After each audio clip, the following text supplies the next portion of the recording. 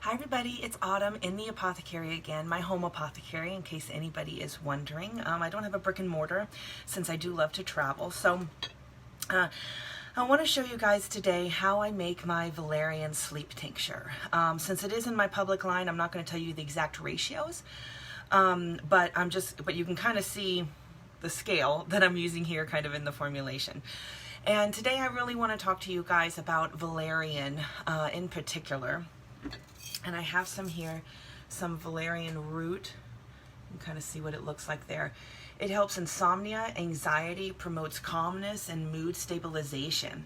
It can also help out with improving stress response. It supports menopause, PMS, painful menses, restless leg syndrome, and valerian can also support neurological disorders. So what we're going to be doing today, I'm going to kind of walk you through, my tincture process, give you a couple of tips as I usually do. And I'm sorry I didn't get on yesterday or maybe even the day before. I've been launching a new 4-week course, and so that's taken just a little bit of my time. I usually use Deep Eddy vodka or Paul, I don't know if I'm saying it right, Paul Mason Brandy. This is the best brandy that I've found. I've kind of copycatted it from Ginger Webb. I took a cordial class that she taught, and she used this brandy, and I was like, okay, that's the one I'm going to use, and it really tastes wonderful. So that's the menstruum that we're going to be using, and a menstruum is what the liquid is in a tincture. So it can be alcohol, apple cider vinegar, or vegetable glycerin with a little bit of water in there. So really what I did to get ready is, as always, like I tell you guys, I always have my label ready. So I put on here the parts that I'm using, like I showed you the other day.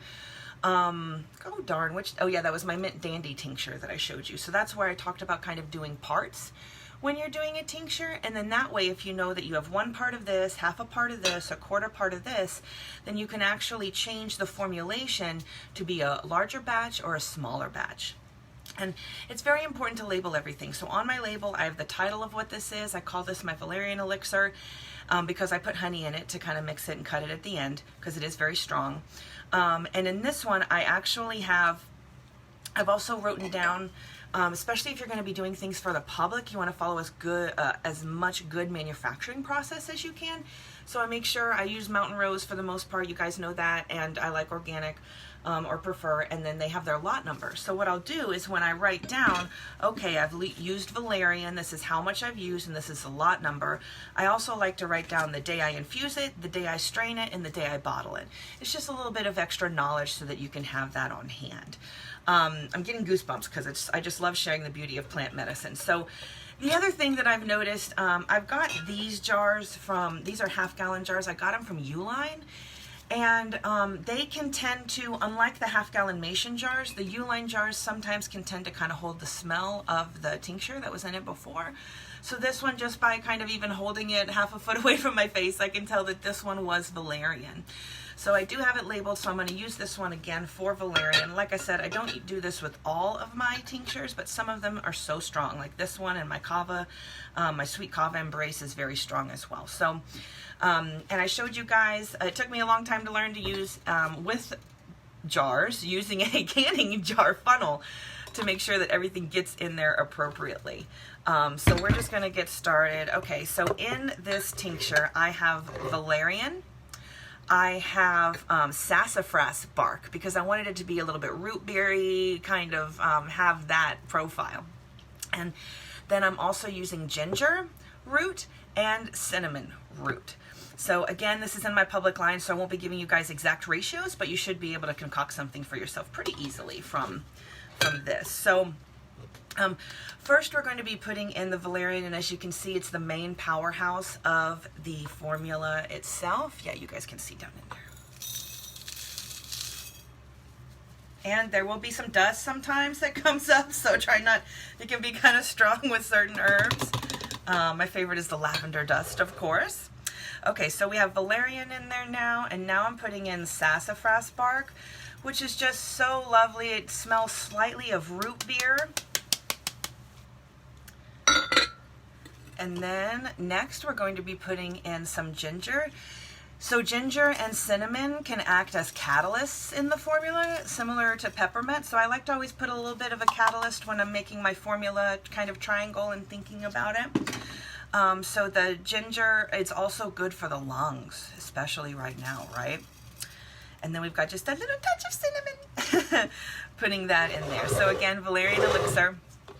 And so what I'm going to do is I put in the brandy and I let it sit for 6 weeks. And then I strain it similarly to the way that I strained the fire cider the other day with you guys. So you can always watch that if you want, or I have kind of a free download on my homepage for the fire cider too. So here, this is just, slow down, Autumn. All right. Oh, darn it, y'all. I almost forgot. As usual, I have a bottle that I need to finish from before. So let's do that first. Let's make some room in the apothecary. Again, using Paul Mason Brandy, their Grand Amber. And so like I say, I'll strain this, and then what I do is I add honey. I like to add about 1/3 to 1/4 of honey, depending on the formulation.